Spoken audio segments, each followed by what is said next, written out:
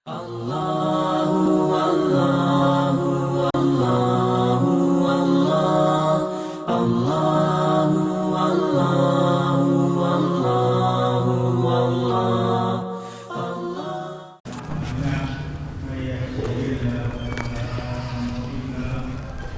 يضلل فلا هادي له وأشهد أن لا إله إلا الله وحده لا شريك له وأشهد أن محمدا عبده ورسوله يا أيها الذين آمنوا اتقوا الله حق تقاته ولا تموتن إلا وأنتم مسلمون يا أيها الناس اتقوا ربكم الذي خلقكم من نفس واحدة وخلق منها زوجها وبث منهما رجالا كثيرا ونساء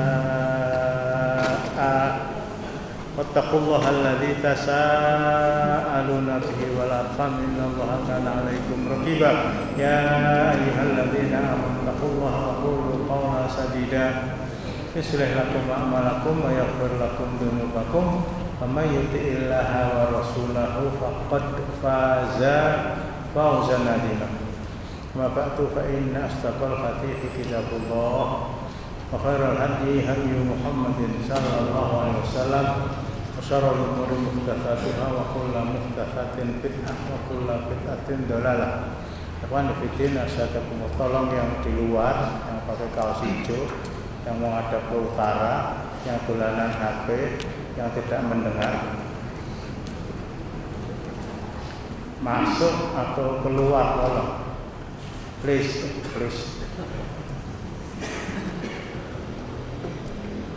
Dua orang nabi sekaligus dua orang raja.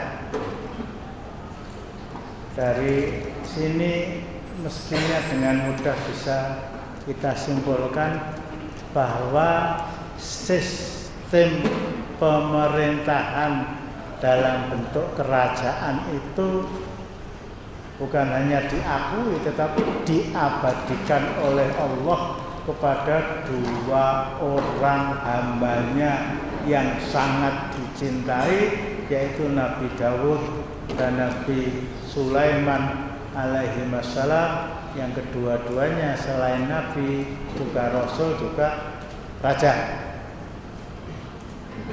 Kedua-duanya diterangkan meskipun dalam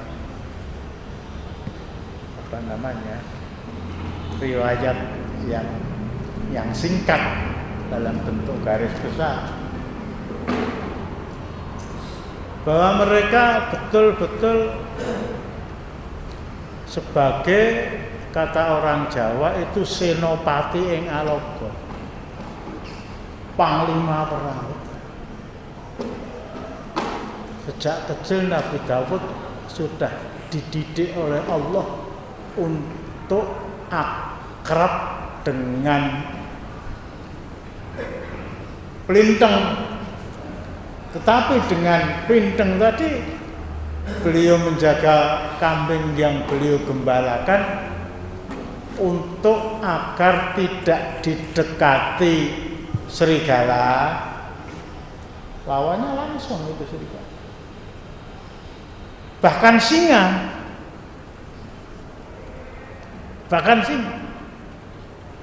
Artinya apa? Sudah dididik oleh Allah Subhanahu wa taala dengan pendidikan Bung Karno very kolosal, nyerempet bahaya kematian.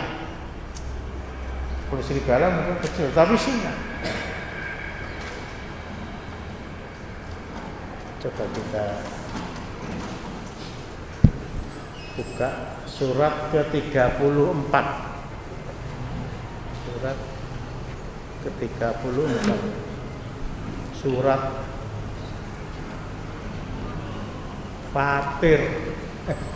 Surat Saba. Surat Saba.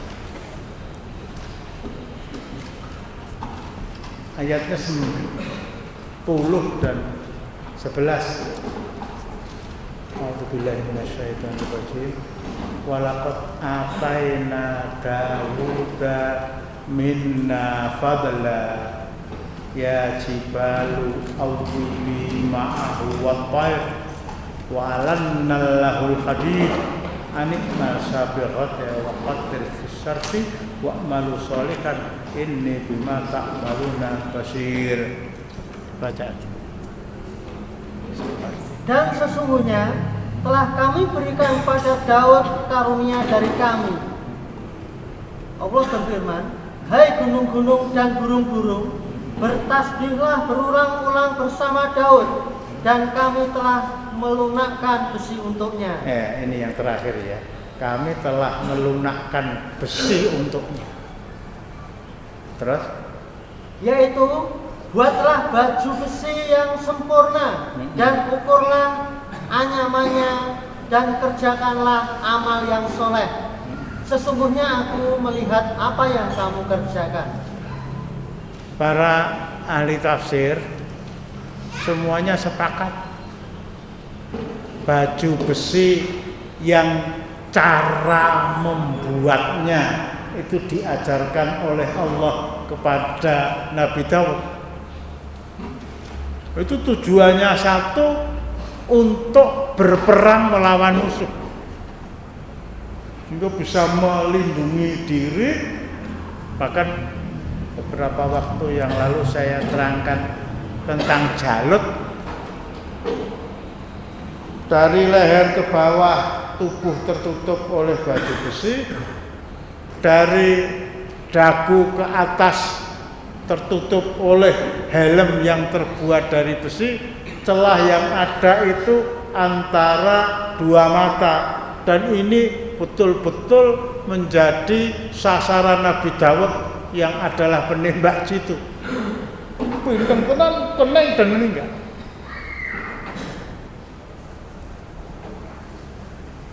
Aku berikan kepada Nabi Daud kemampuan untuk membuat baju besi. Bahkan sampai pada masa Rasulullah, pada masa para sahabat, pada masa ketika dunia belum mengenal senjata api, perang itu memang memakai baju besi. Baju besi bahu ke bawah, helm menutupi kepala. Dan kita ingat ada 3 orang Ubay paling tidak ya di dalam sejarah Islam. Yang satu Ubay bin Ka'ab, itu orang yang mana Tamim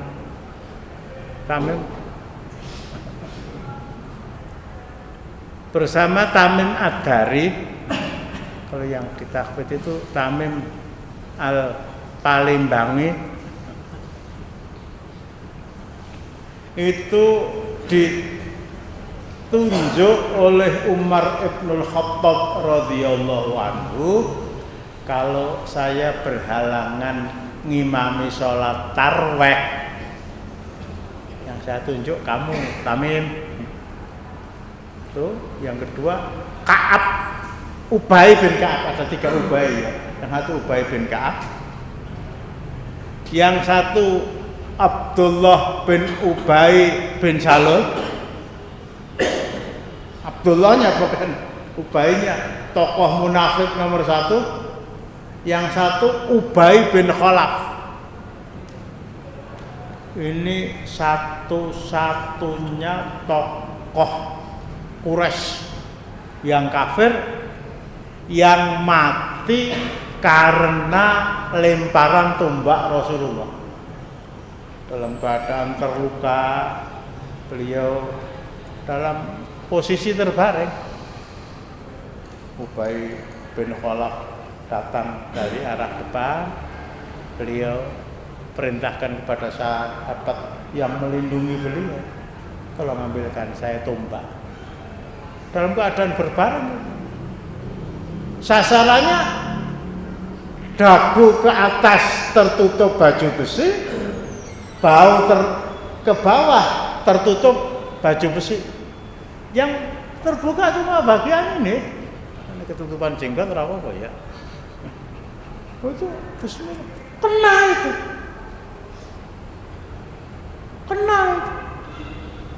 Memang tidak langsung meninggal tapi luka parah dan akhirnya mati karena tombak Rasulullah. Ya, ini ya. Kepala negara dalam Islam itu tadi saya sebutkan senopati yang panglima perang betul, bukan duduk di atas meja tapi maju ke medan perang.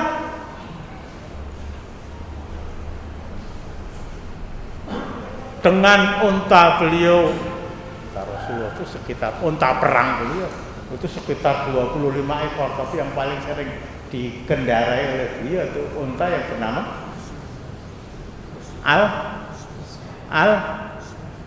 Masa lali lah. Kok kayak wak wedhus. Berani belah ya? Berani.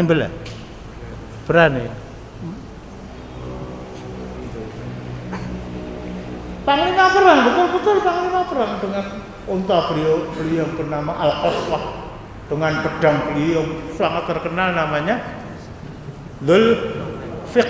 Zulfikar. Dan ini bukan pesanan beliau kepada pandai besi, bukan. Ini tampasan perang yang beliau peroleh, bahwa pedang ini sebelumnya dipergunakan oleh Abu Jahal dalam perang Badar. Wah, ini baik sekali. Tapi kalau sudah menjadi ghanimah, menjadi tampasan perang, ini halalan thayyibah diambil oleh Rasulullah. Ini panglima perang. Nabi Dawud juga begitu. Diajarkan oleh Allah bagaimana caranya membuat baju besi. Jangan hanya tentaranya Jalut saja, tapi kamu juga bisa. Sebagai perbandingan yang di rumah mempunyai Minhajul Muslim, ya mungkin asli atau terjemahan, misalnya saya bukakan Jabir Al-Jazair. Di sebuah negara yang ditegakkan di sana syariat Islam, jadi bab jihad yang oleh Menteri Agama mau dihapus. Anggo ya sing ngapus pakai apa ya?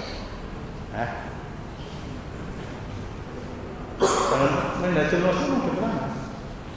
Dalam sebuah negara, maksudnya negara yang diatur oleh syariat harus mendahulukan membuat pabrik senjata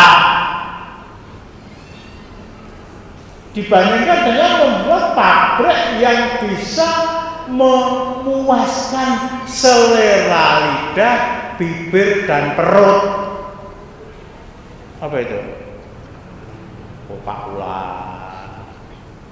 7up, hamburger, seger kan? Dan makanan-makanan ya. Ya, mungkin kalau boleh saya pahami, soal makan itu grontol ya apa-apa.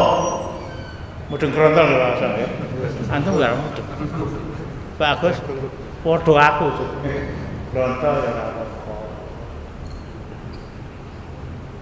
Pohong godhok ya apa-apa, jagung. Ora sengaja dibakar. Itu kesan. Ya, setahun sekali lah, nyate lah gitu ya. Surah orang ini tapi kok ya pengaruhnya banyak ya. Ini yang datang banyak berkurang. Ini nyate ya. Dahulukan itu, sehingga kekuatan orang-orang kafir itu bisa diimbangi oleh kekuatan orang-orang Islam yang dari sana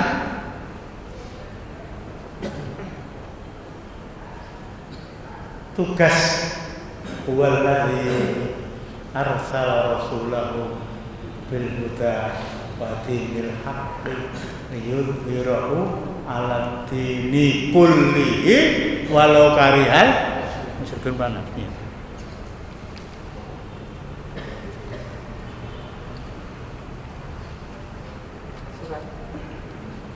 As-Saff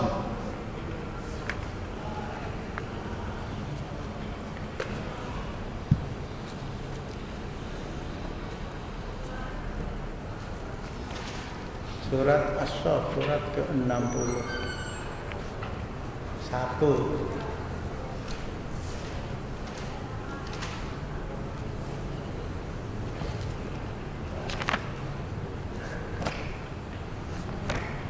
Ketemu? Iya. Iya.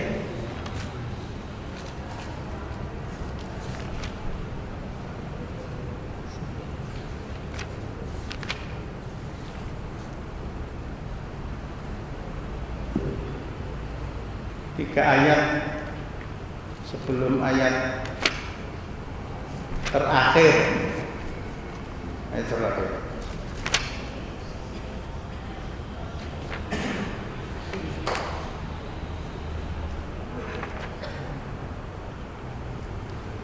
Hah? Kira aneh kok. Qurannya beda dengan Quran saya. Ayo surah apa Pak ya? 9. Dialah yang mengutus Rasulnya membawa petunjuk dan agama yang benar agar dia memenangkannya di atas segala agama-agama meskipun orang-orang musyrik benci. Sekali lagi. Dialah yang mengutus Rasulnya membawa petunjuk dan agama yang benar agar dia memenangkannya di atas segala agama-agama meskipun orang-orang musyrik benci.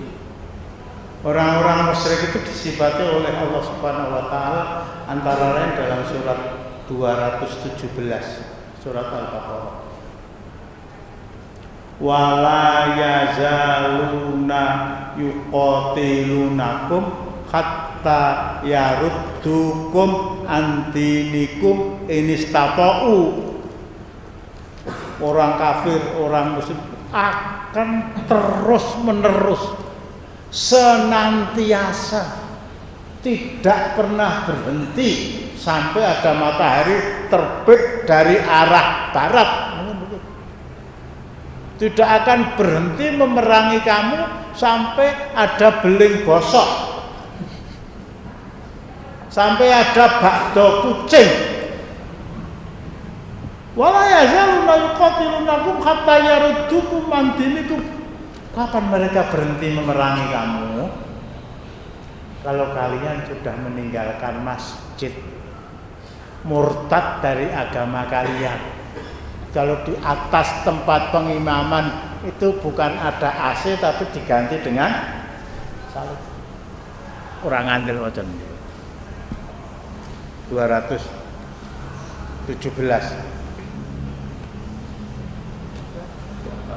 Al-Baqarah.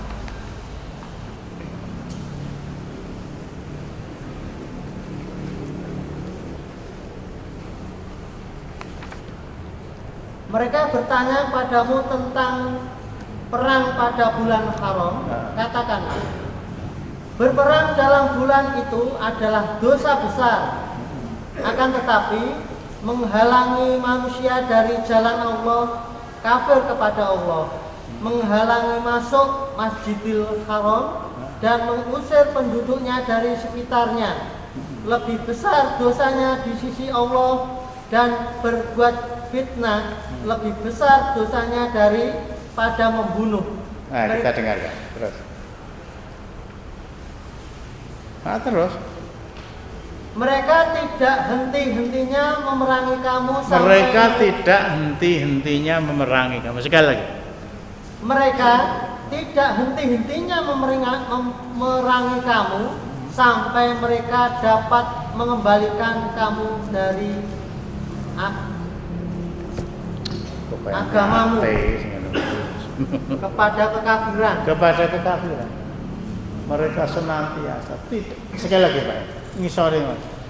Mereka tidak mereka tidak henti-hentinya memerangi kamu sampai mereka dapat mengembalikan kamu dari agamamu kepada kekafiran, seandainya mereka sanggup. Barang siapa yang murtad di antara kamu dari agamanya, lalu dia mati dalam kekafiran, maka mereka itulah yang sia-sia amalannya di dunia dan di akhirat. Dan mereka itulah penghuni neraka, mereka kekal di dalamnya. Dari sanalah Nabi Dawud menghadapi tentara Jalut, dan setelah itu kalah musuh-musuh yang lain. Allah mengajarkan kepada beliau membuat baju besi itu setelah Jalut dibunuh. Nah, di sana. Dalam kondisi seperti ini, Masya Allah, orang yang pertama kali dari kalangan Bani Israel yang bisa membuat baju besi, seorang raja, kepala negara, tadi saya sebutkan Senopati ing Alok.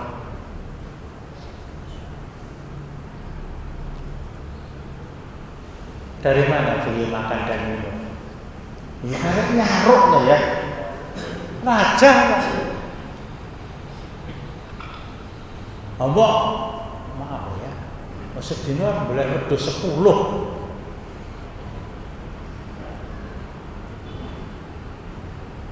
Terpenuhi keinginan itu, terpenuhi kesempatan. Tapi apa yang disabdakan oleh Rasulullah Sallallahu Alaihi Wasallam, karena Nabiullah Daud ya'kulu min amaliyati. Nabi Dawud alaihissalam yang adalah raja itu makan dan minum, memenuhi kebutuhan rumah tangga anak musalam dari amaliyati, pekerjaan tangan beliau, berwira swasta. Disebutkan dalam hadis,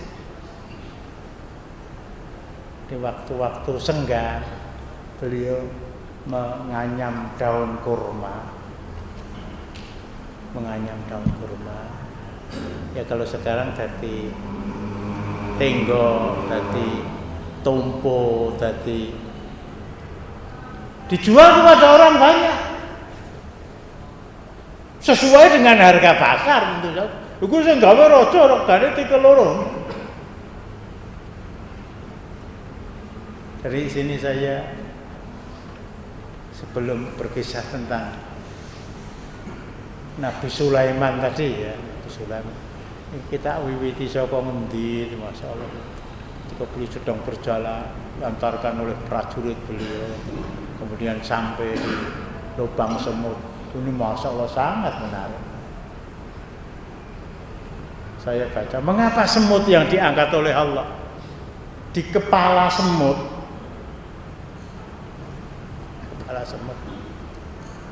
itu ada simpul saraf. Saya baca dalam tafsir. Gedene sepiro? Semut ngangrang ya, paling besar ya.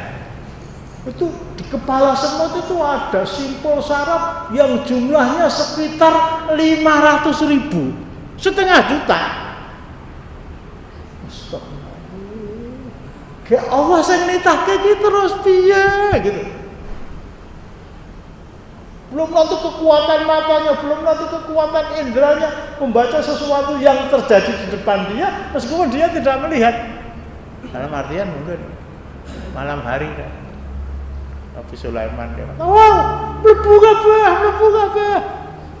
Masa kalian semua Nabi Sulaiman datang, nanti kamu terinjak. Beliau tidak melihat kalian karena kalian kecil.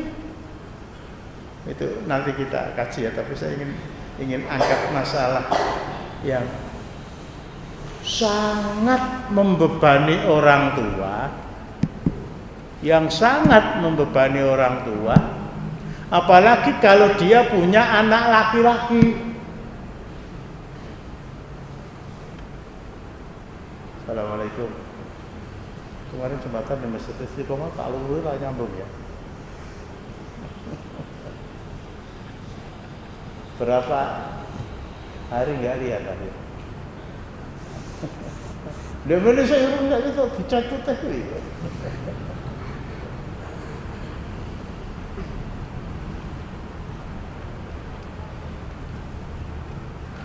Ngomong apa? Nah, seorang bapak tentu saja termasuk itu sangat terbebani ketika mereka sudah mempunyai anak laki-laki dengan usia kepala dua, apalagi sudah lulus, bukan STM, bukan, tapi di kampus Kentingan sana. Kalau nggak kampus Kentingan itu N ya, UNS, di kampus sebelah barat rumah saya itu UNS. Iya SD mlebu SMP lulus mlebu SMA lulus cari perguruan tinggi yang paling favorit. Gajah Mada, ITB, UI, Pajajaran, UNAIR, ITS. Nah saiki bareng lulus terus piye? What next kata orang.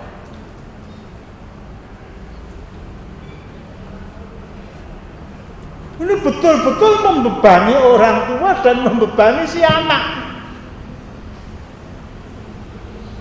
Imam Abu Abdullah Al-Qurtubi mengarang kitab Al-Jami'u li Ahkamil Quran, 22 jilid besar seperti ini.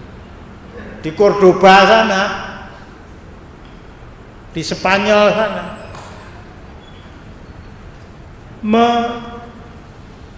membagi, mengklasifikasi jenis pekerjaan sesuai dengan keutamaannya dalam urutan pertama, kedua, ketiga, keempat, dan kelima.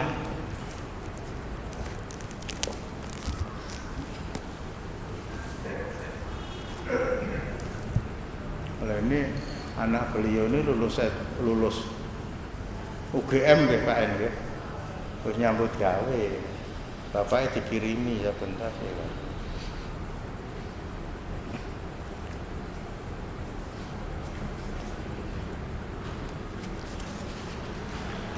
Bukan 56. Pekerjaan yang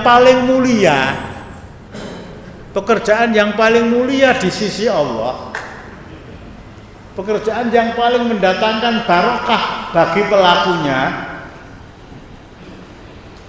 a'laha, yang paling tinggi nilainya, meski boleh ono fakultas ekonomi ngendi wae mesti lain.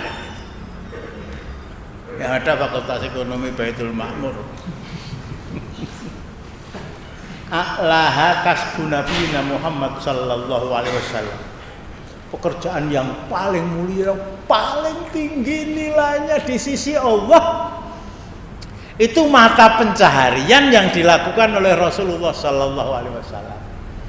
Apa itu?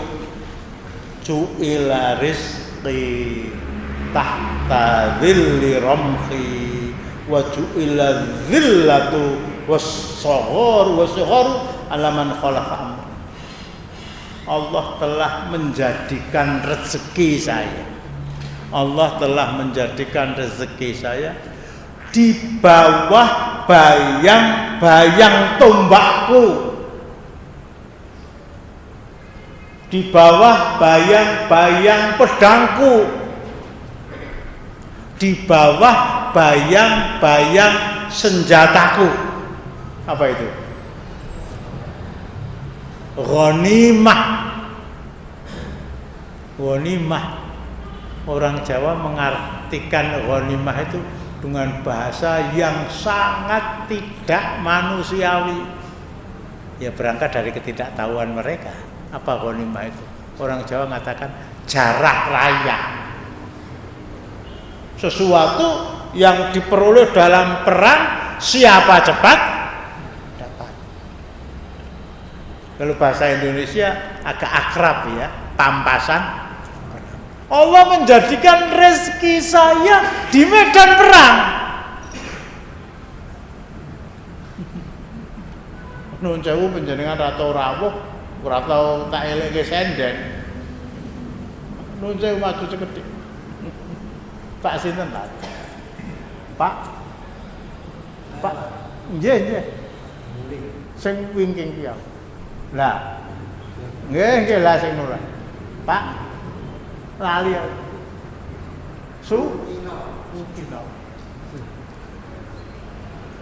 Allah menjadikan rezeki saya itu di bawah bayang-bayang senjata saya. Allah menjadikan rezeki saya itu di medan perang. Ketika musuh saya kalahkan, saya ambil harta kekayaan mereka.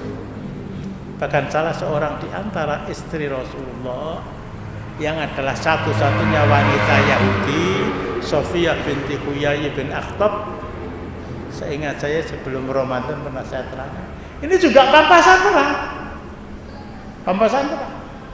Jadi pampasan perang itu bisa manusia, pampasan perang itu bisa harta benda termasuk senjata. Ya kalau laki-laki dia dijadikan budak, kalau perempuan boleh dijadikan budak, tapi oleh Rasulullah Sallallahu Alaihi Wasallam, Sofia itu dijadikan menjadi istri. Beliau satu-satunya wanita Yahudi yang diambil istri oleh Rasulullah Sallallahu Alaihi Wasallam. Gagah betul ya, gagah betul.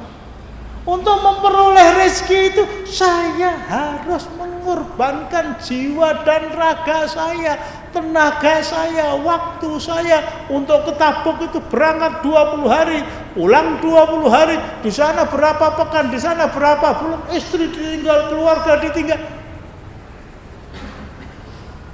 Yuqatiluna fi sabilillah fayaqtulun wa yuqtalun. Membunuh atau dibunuh? Kalau bisa membunuh, saya bisa membawa ghanimah. Kalau saya terbunuh, saya mati syahid. Di Karanganyar itu ada pondok yang guru separuh jenenge itu.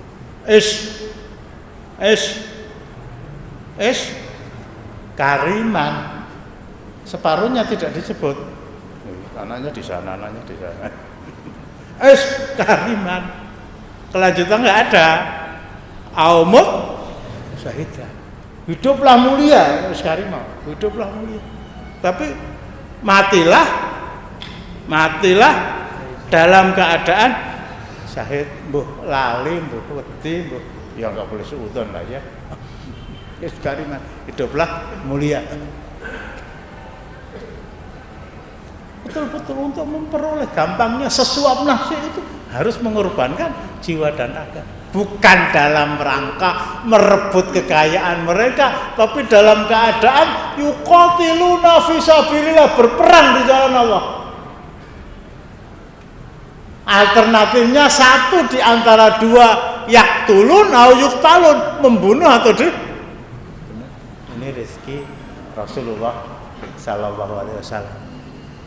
Ya bahwa akhirnya cerita Allah berikan kepada beliau benih kurma yang akhirnya ditanam, meskipun cuma kelungsu ya, kurma ajwa, tapi ada rasa khas yang tidak terdapat pada kurma yang lain. Dan para sahabat konon ikut menanam ketika beliau masih hidup. Ya tukul ning ora awak, ya tukul ning bacek. Satu-satunya buah di dunia yang oleh Al-Quran disebut berkali-kali. Konon jenis kurma itu lebih dari 70 buah, 70 macam. Aku nyebutnya ora iso, mosok koyo ngono tak apalke nggo pengajian ya. Ya nek belum paling ya, mana lagi gadung, lengis, sengir, apa nih? Tali jiwa. Kodok. Wis belum disowo.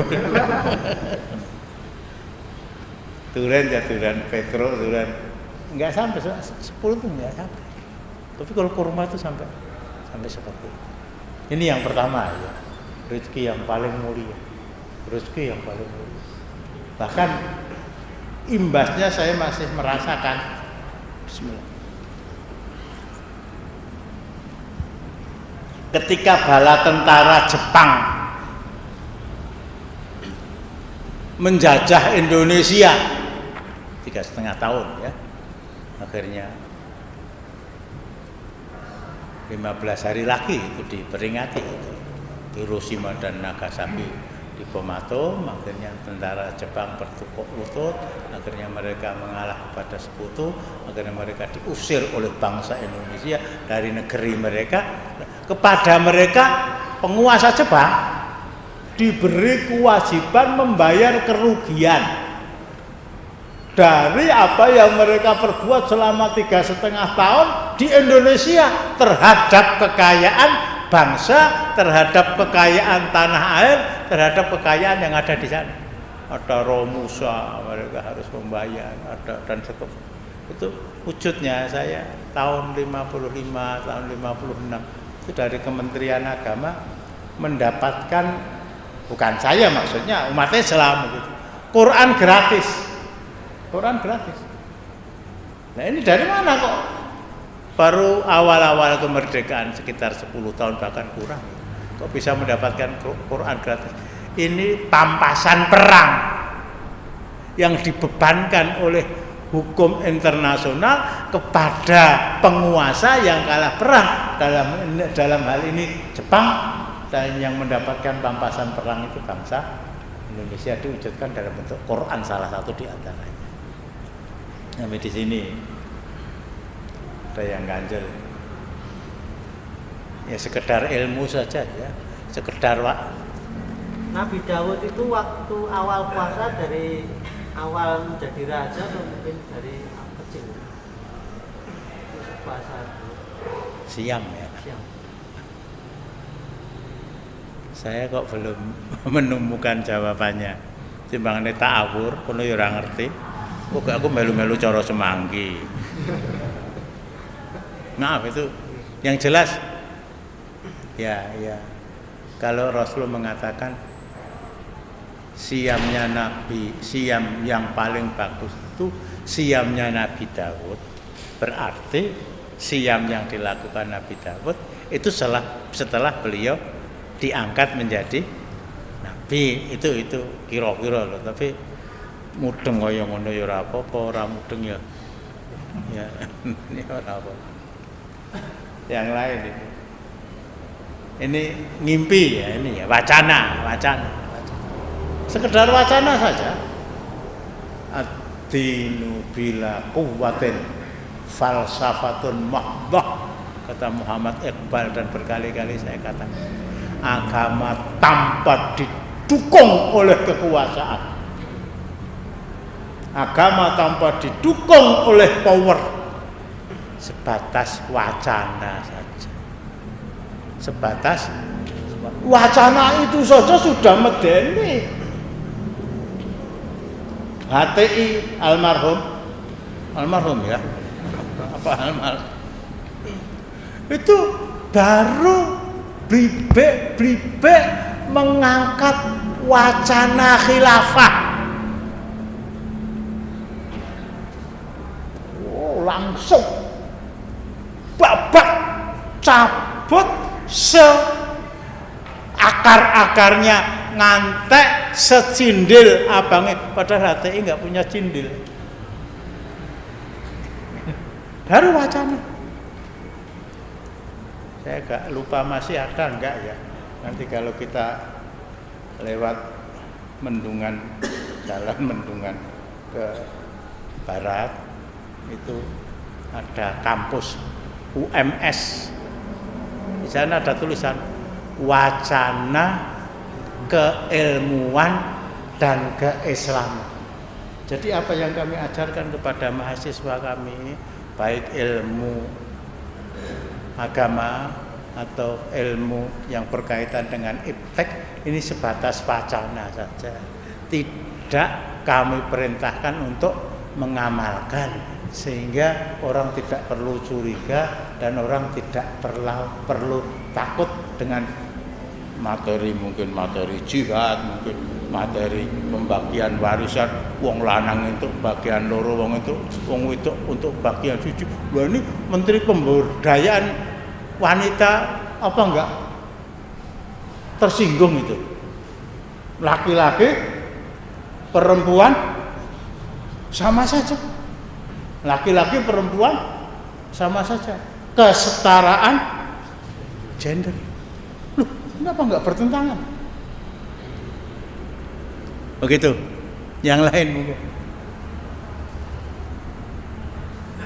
Soal sholat Jumat di hari Idul Adha itu, kan aku dari Ngargoyoso sampai ke Masaran. Lah qadarullah di Masaran itu kan tidak ada sholat Jumat. Lah aku bilang sama Pak Med, sholat Jumat aja agak diundur, enggak gimana? Ini kesepakatan warga katanya. Nah terus aku telepon temanku, nggak diangkat Jumatan, enggak, kalau Jumatan aku mau ke sana gitu. Qadarullah juga nggak diangkat. Ya udah aku nggak ikut Jumatan. Allah nelpon aku. Artinya begini ya, mudah-mudahan Allah mengampuni kalau itu salah ya. Yang saya ketahui itu untuk hari ini paling tidak antara satu masjid dan masjid lain itu jaraknya hanya sekitar 200 meter. Tapi di sekitar masjid itu pada malah tutup, Pak. Biasanya masjid itu kalau tidak kurban itu malah tetangga desa itu malah pada itu tutup semua. Lah kok ya ora nelpon ngono aku. Astagfirullah. Masjid kok ditutupi apa masjidnya baik? Masjid ya ditutupi apa masjidnya baik? Bangun orang nguruni. Yang nguruni nih semen 10 sak. Alah. Enggak, maksud saya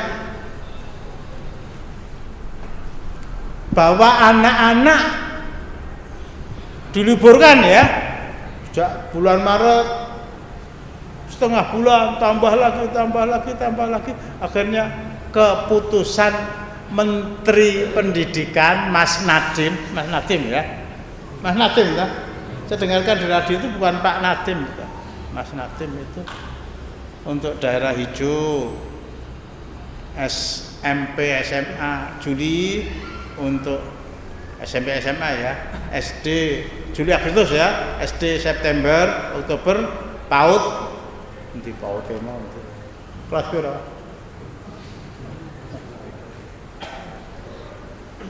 Juli Agustus September Oktober itu SD, November TK dan PAUD. Itu daerah hijau. Yang daerah hitam.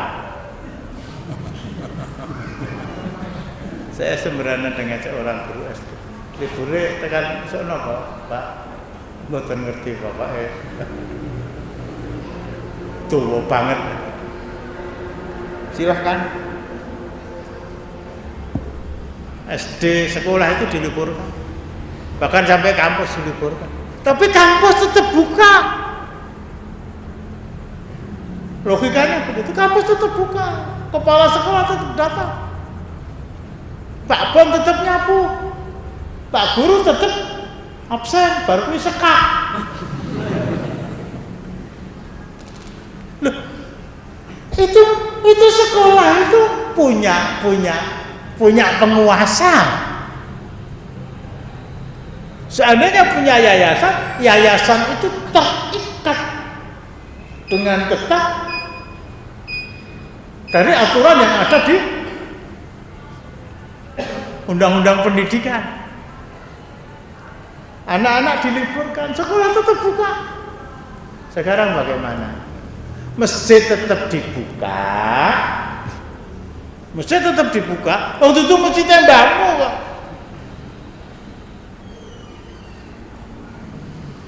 Jamaah diliburkan. Burung titik loh ini ya. Nekat, awas. Nekat, awas. Tak denda. Nurang nganggo masker didenda kok. Nekat didenda rawani. So bikin perpu. Kok itu presiden ya? Oh yang melarang bukan presiden, kok itu paling menteri agama. Paling majelis ulama.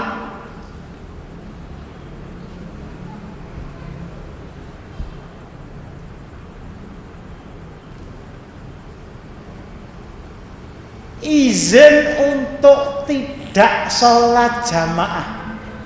Saya luruskan bahasanya. Rukhsah. Kemurahan untuk tidak sholat jamaah.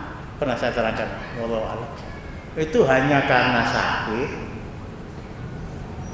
hujan lebat, safar, atau di jalan ada sesuatu yang membahayakan, ada ular, ada bom. Diperbolehkan untuk tidak ke masjid sholat jamaah. Oh, ulangnya dia pawang ular. Dia pawang ular. Aku lihat, aja diganggu ya. Mantuk. Nggih. Silakan. Ada bom, masa densus ya. Alah, bom sipil. Itu diperbolehkan untuk tidak ke masjid. Justru yang dilarang untuk ke masjid, meskipun bahasa larangan itu makruh, sing mau jam 5 sore mangan jengkol. Kalau bahasa fikihnya makan bawang merah, sehingga bau itu akan mengganggu sekitarnya. Nah bagaimana? Ya sikatan. Itu dimakruhkan.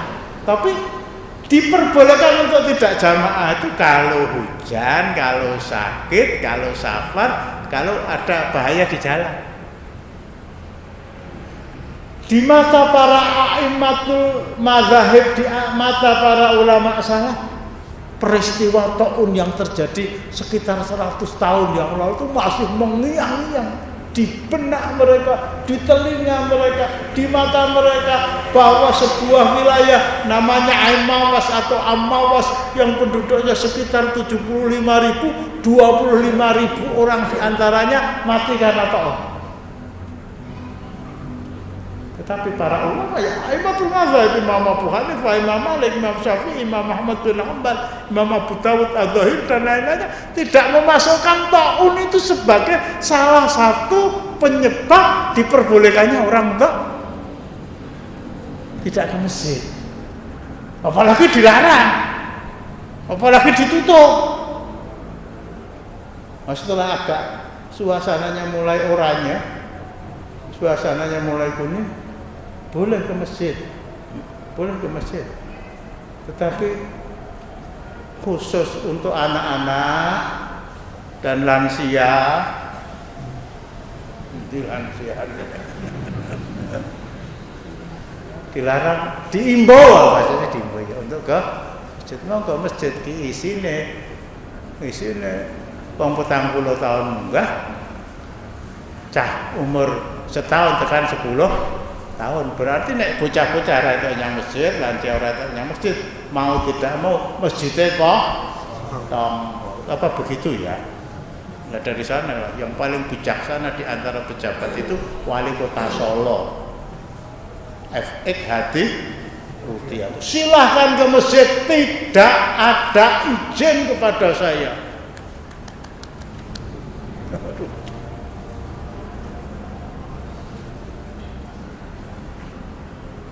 Ya, mudah-mudahan Allah mengampuni saya. Berkali-kali mengingatkan jaga supaya sholat 5 waktu itu bisa dikerjakan secara berjamaah dengan alasan itu tadi ya, kecuali karena hujan, kecuali karena sakit, kecuali karena safar, kecuali karena ada. Saya pernah cerita itu ke Tawang Sari sana, golek masjid tutup. Harapannya golek masjid, wah buka 50 meter ke arah timur, tanyakan kepada orang, masjidnya tinggal jamaah Mas nggih, ning lokal. Terus jalan ke Tawangsari itu, 2 kilo, 3 kilo, waduh rene masjid balik. Kok sana tadi ada kok, balik. Ya tutup. Balik meneh. Maju meneh ke utara. Wah, ini ada masjid. Ternyata rumah sakit. Nah, ya tutup. Sampai ke sebuah rumah makan, gitu ya. Sebuah rumah makan. Di belakangnya ada masjid. Alhamdulillah. Jadi kita masuk lewat jalan kecil. Saya turun, yang saya tanyakan itu belum pernah saya tanyakan sak jeke urip. Assalamualaikum. Waalaikumsalam. Pak, kula entuk salatan mriki mboten. Asal.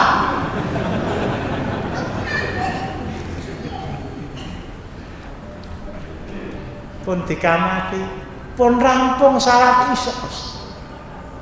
Ya, mungkin senasib dengan antum ya. Senasib dengan Latarlah sekedar kalau tak salat ngisak saya ya dengan teman-teman salat ngisak apa pun mang wiwiti mboten sing imami panjenengan latarlah usah tayuk rene usah tayuk melu tak ajak langsung imami rampung lha kok masjid sampean mboten tutup sampai saya ingat namanya Pak Iksan. Parto ge tambur aja ditutup. Kulo ancam, tak broke yang gak tutup. Kaya Samson kok sampean. Ini. Siapa yang menjadi biang kerok itu?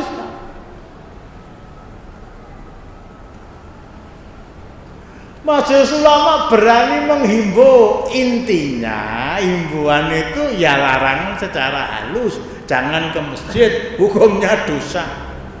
Neng eneng wong wedok nyalonke dadi lurah, kok Majelis Ulama tidak memberikan fatwa? Padahal ittafaqal ulama, para ulama salaf itu sepakat satu kata, la yuflihal mu'minu walau amrohum imra'atan. Masyarakat Islam, orang-orang Islam tidak akan berjaya, tidak akan sukses, tidak akan beruntung kalau mereka, tolong ditutup ndak krungu sing jurkam Joko. Tidak akan sukses. Lanjut loh, hayya 'alal falah. Tidak akan berjaya, tidak akan berhasil apabila umat itu menyerahkan urusan mereka.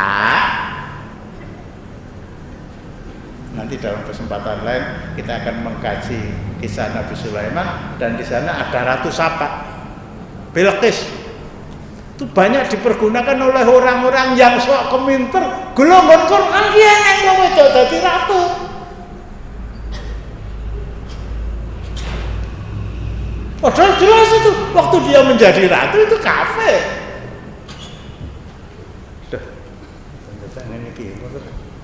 Dalilin di Husain surat An-Naml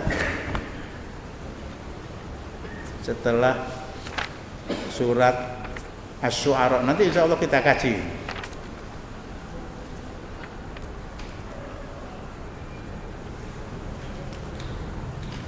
Ayatnya 43. Wasoddaha makanat ta'budu min dunillahi innaha kanat min qaumin kafirin. Gimana artinya? Dan apa yang disembahnya selama ini selain Allah, mencegahnya untuk melahirkan keislamannya, karena sesungguhnya dia dahulunya termasuk orang-orang yang kafir. Ini siapa? Negeri siapa? Ini Ratu Bilqis. Kafir. Sebelum akhirnya ayat selanjutnya nanti beriman kepada Nabi Sulaiman. Jadi sekali lagi saya katakan, para ulama semua. Wanita tidak boleh menjadi pemimpin, bahkan menjadi hakim. Diangkat pendapat Imam Abu Hanifah, diangkat pendapat Imam Al-Qurtubi, ternyata pendapat itu pendapat palsu. Resikonya besar. Pembangunan akan mandek, layufleh, tidak akan berjaya, tidak akan berhasil, tidak akan beruntung, tidak akan sukses. Orang yang menyerahkan urusan mereka kepada wanita. Dan tentu saja kembali kepada prinsip kepemimpinan dalam Islam, kepala negara kalau itu negara, gubernur kalau itu provinsi, bupati wali kota kalau itu kota madya atau kabupaten dan seterusnya. Itu dia mempunyai tugas. Satu tadi saya sebutkan, senopati ing alaga, panglima perang, pimpinan masyarakat, pimpinan agama, dan imam sholat. Lah nek wong wedok dadi imam sholat kok jamaah kok banget itu ya. Oke banget itu. Dari cara nggak boleh mengangkat orang kafir sebagai pemimpin. Tapi ya masya Allah. Lah kok ya di Jawa Timur kudangnya kiai, gubernurnya ya siapa? Khofifah. Piye to iki nanti kita kaji. Jadi kalau Anda nanti 9 Desember nyoblos, tujuannya apa? Tujuannya lagi Pak Deku, budeku wong itu ya, budeku. Aku mbiyen kancane ibuku kok. Kalau memang itu iya. Tapi kalau Anda nyoblos dia, milih dia dengan harapan Islam akan tegak dengan kepemimpinannya, kata Narto Sabdo, ojo ngenteni tukuling jamur. Wah nek ngono fasih ya Pak.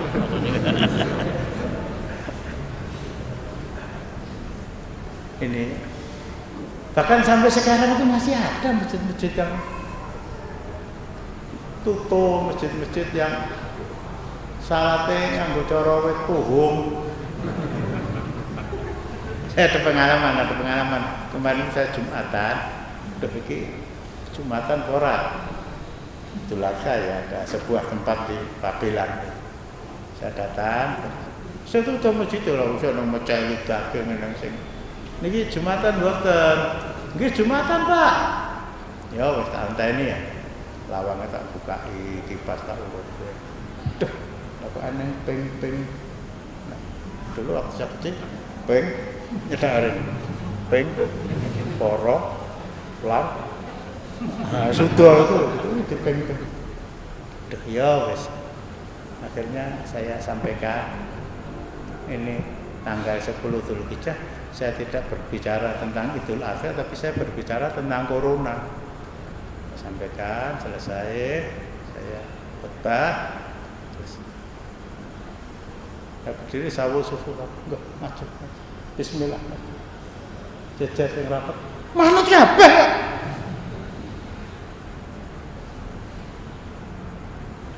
Oh jebol kuwi karek supire ya. Karek supire. Supir ngayai itu. Mungkin ngasar arep renggang mulih monggo ning sing ngimami aku kudu manut. Manut sih ya. Nah, orang yang membuat ping para lan suda itu melu-melu sapa gitu loh. Nek Quran nggon ngendi mungkin njabane Quran ning gambare ping-ping begitulah.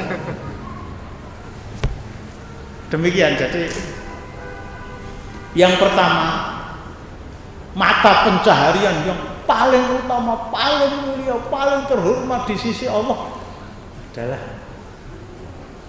mata pencaharian yang diperoleh dengan menjadikan nyawa dan harta sebagai taruhan. Namanya ghanimah, orang Jawa mengartikan agak kurang pas, jarah raya, rebutan, bahasa Indonesianya pampasan perang yang paling pas ya tetap ghanimah itu. Karena itu halalan thayyibah, halal dan pribon. Cukup? istighfar ya Bu ya. Cukup ya. Kita akhiri dengan doa kafaratul majlis. Assalamualaikum warahmatullahi wabarakatuh. Allah